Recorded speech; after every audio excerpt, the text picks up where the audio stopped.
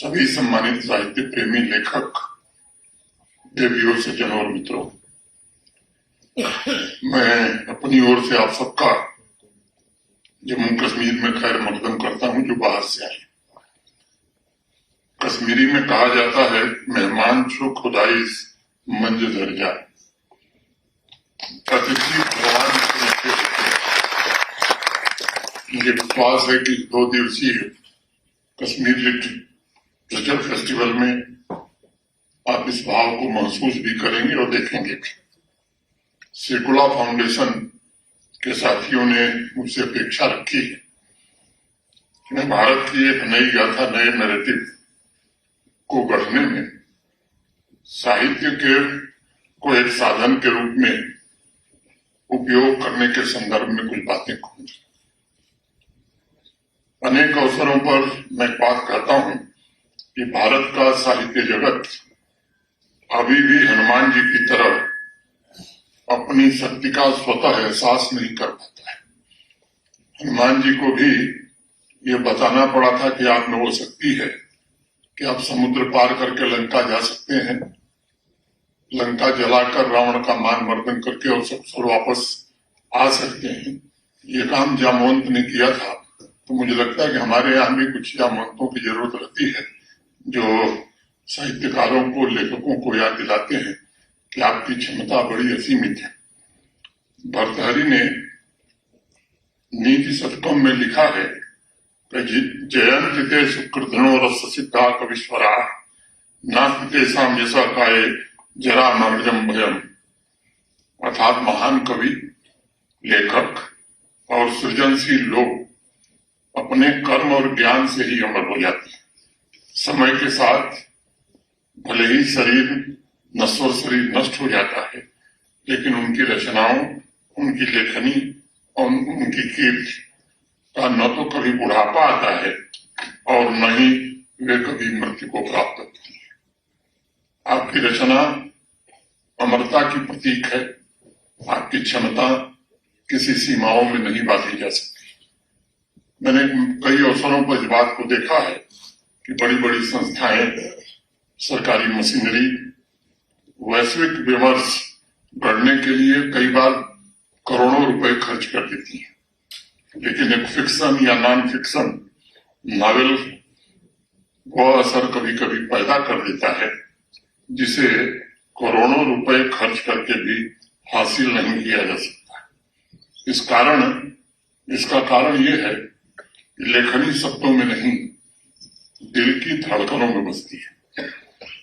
और इसलिए कुछ वर्ष पहले भारत के प्रधानमंत्री आदरणीय नरेंद्र मोदी जी ने लाल किले की प्राचीर से एक आह्वान किया था कि हमें औपनिवेशिक जो मानसिकता हमारी कॉलोनियल माइंडसेट, उसके हर अंश को अब मिटाने का समय आ गया है।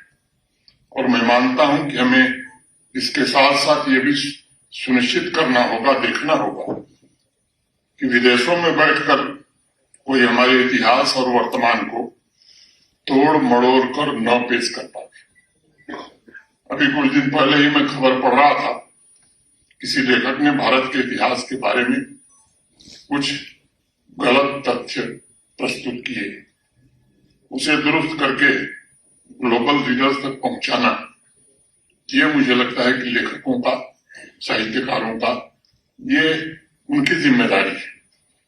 दुनिया को बार बार हमें याद दिलाना होगा कि 6000 वर्ष पूर्व जब वेदों की रचना हुई थी, उस समय भारतवर्ष विश्व की economy, education, culture, science, philosophy इसका प्रमुख केंद्र था। लंबे समय तक भारत ही विश्व की सभ्यता और संस्कृति का इंजन भी था, जिसने सिर्फ वेस्टर्न वर्ल्ड को ही सोने से निकालने का काम नहीं किया, बल्कि साइंस, मैथ, एस्ट्रोनॉमी, मेडिसिन के द्वारा सामाजिक आर्थिक उन्नति की नींव भी रखी थी। भारत के सच को, उसके नैरेटिव को गढ़ने के लिए आज बड़ी आवश्यकता है।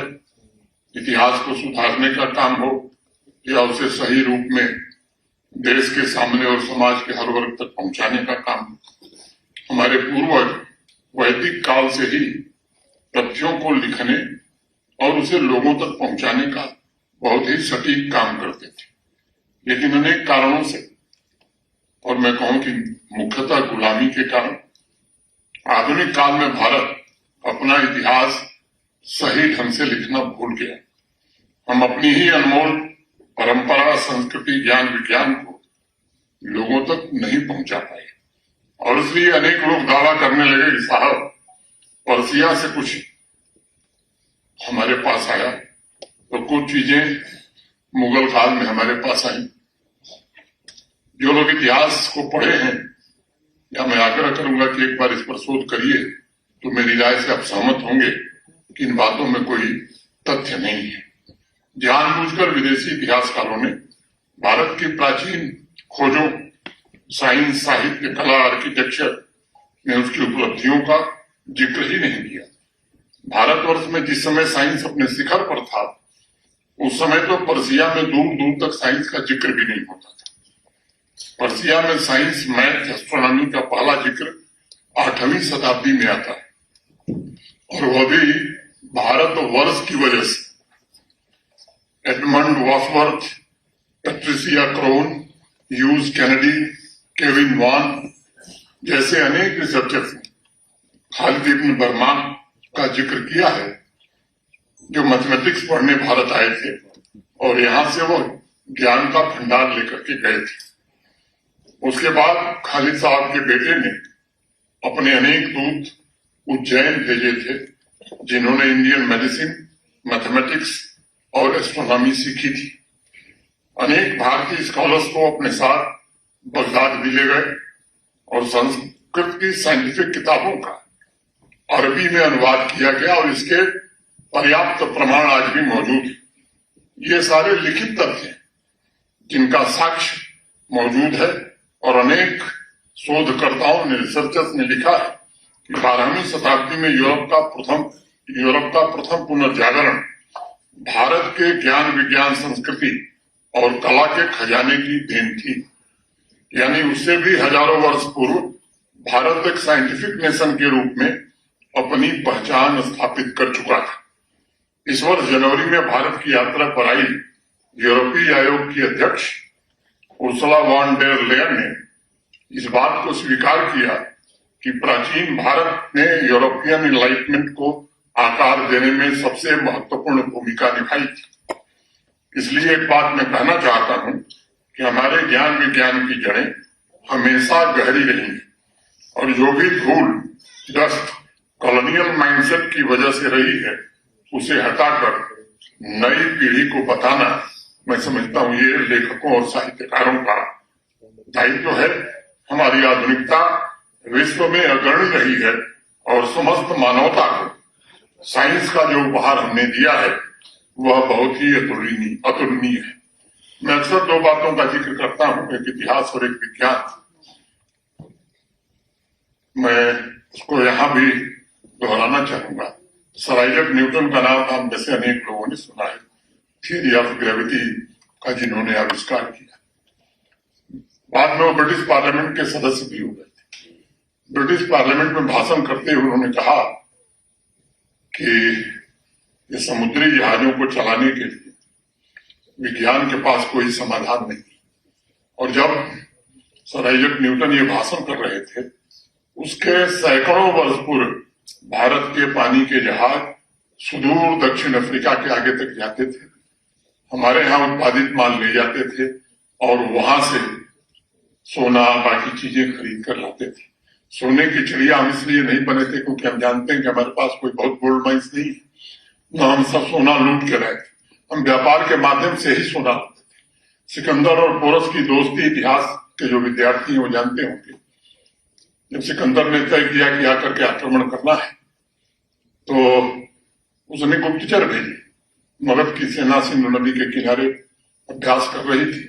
गुप्तचर देखे और जाकर के सिकंदर को उन्होंने कहा कि जिस तरह से मगध सैनिक तैयारी में है, आप युद्ध नहीं लड़ पाएंगे। हजारों घुड़सवार, हजारों हाथी पर सवार सैनिक, लाखों की संख्या में उनके सैनिक उतावले हैं कि आप आइए और युद्ध किया जाए। सिकंदर ने पांव पीछे लौटा लिया और जब लौट रहा था तो रास्ते में पोरस पुरराय से उसकी भेंट हुई और जो सबसे अमूल्य निधि पोरस ने सिकंदर को दिया था वो था एक नॉट स्टील, जो केवल और केवल दुनिया में उस समय भारत में बनता था और दुनिया की सबसे बढ़िया अच्छी तलवार भी उसी स्टील से बनती थी। तो इसलिए मैंने इस बात का जिक्र किया संक्षेप में कि हमें इन तथ्यों को जानना बड़ा आवश्यक है।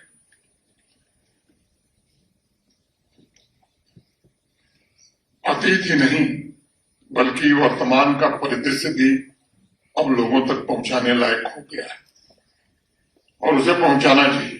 सदियों की गुलामी, सदियों की लूट, आक्रांताओं के सभ्यता पर हमले के बावजूद भारत फिर से उठ खड़ा हुआ है। आज भी हम दुनिया की चौथी बड़ी अर्थव्यवस्था बन गए। भारत पिछले कई वर्षों से विश्व की सबसे तेज गति से बढ़ने वाली अर्थव्यवस्था बना हुआ है और एक लक्ष्य देश ने, एक संकल्प देश ने तय किया है कि 2047 में विकसित भारत का लक्ष्य हम हासिल करेंगे। यह केवल सरकार का, भारत के प्रधानमंत्री जी का संकल्प नहीं रह गया है, ये भारतवासियों का संकल्प बन चुका है।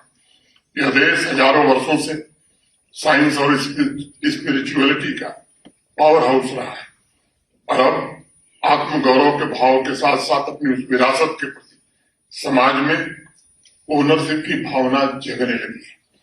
आज आवश्यकता इस बात की नहीं है कि हम आत्म प्रशंसा करें, बल्कि आवश्यकता इस बात की है कि हमारे जो राइटर्स हैं, थिंकर्स हैं, लेखक हैं, इस मजबूत नींव पर भारत की नई गाथा गढ़ने की जिम्मेदारी अपने कंधों पर लें, नया नैरेटिव बनाने में पूरा सहयोग करें। इस बात को सदैव याद रखिएगा कि लेखकों ने वास्तव में सभ्यताओं की दिशा भी बदलने का काम किया है और इसलिए आप अपनी शक्ति को पहचानिए। आजकल अक्सर लोग चर्चा करते हैं कि साहब लोग अब पढ़ना लिखना कम कर दिए। मैं इस राय से सहमत नहीं हूं और ये सही भी नहीं। आज दुनिया कम नहीं बल्कि अधिक बढ़ रही है। अनेक रिसर्च इधर हाल में पब्लिश हुए हैं जिसमें कहा गया है कि 2025 में दुनिया भर में 40 लाख से अधिक नई किताबें प्रकाशित हुई। ये संख्या 2024 की तुलना में लगभग 33% अधिक है। एक अनुमान के मुताबिक केवल भारत में विभिन्न भाषाओं में 1 लाख से ज्यादा पुस्तकें पिछले इस वर्ष पब्लिश हुई हैं और दुनिया के 10 सबसे बड़े प्रकाशन देशों में भारतवर्ष अपना स्थान अभी भी बरकरार रखे हुए है। और इसलिए ये बात मैं आज जिम्मेदारी से कहना चाहता हूं कि अनेक डिजिटल प्लेटफॉर्म, सेल्फ पब्लिशिंग ने उन राइटर्स, विचारकों, लेखकों के लिए अब नए दरवाजे खोल दिए हैं जिन्हें शायद पब्लिशिंग की पारंपरिक व्यवस्था में जगह नहीं मिल पाती। इसका इस्तेमाल हमें नैरेटिव बिल्ड करने के लिए करना ही होगा और करना ही चाहिए। अगर हाल के इतिहास को हम पढ़ें तो चाहे हमारे स्वतंत्रता का संग्राम रहा, ठीक है कि हमारे स्वतंत्रता सेनानियों का उत्सर्ग रहा है, उनका त्याग रहा है, लेकिन उस समय भी साहित्यकारों ने, लेखकों ने, कवियों ने जिस प्रकार से उस आंदोलन के लिए वातावरण देश में तैयार किया था वो अतुलनीय रहा है। जब भी इस देश में कोई बड़ी समस्या आई, मैं समझता हूं कि साहित्य जगत के लोगों ने उस नैरेटिव के लिए अपना खून पसीना बहाया है और इसे और द्रुत गति से हमें भविष्य में आगे बढ़ाने की जरूरत है। अंत में दिल्ली के एक मशहूर शायर मखमूर देहलवी की कुछ पंक्तियों से मैं अपनी बात पूरी करना चाहता हूं। किसी से मेरी मंजिल का पता पाया नहीं जाता, किसी से मेरी मंजिल का पता पाया नहीं जाता, जहां मैं हूं फरिश्तों से वहां जाया नहीं जाता। मोहब्बत के लिए कुछ खास दिल मखसूस होते हैं, ये वो नगमा है जो हर साज पर गाया नहीं जाता। ये वो नगमा है जो हर साज पर गाया नहीं जाता। बहुत बहुत धन्यवाद।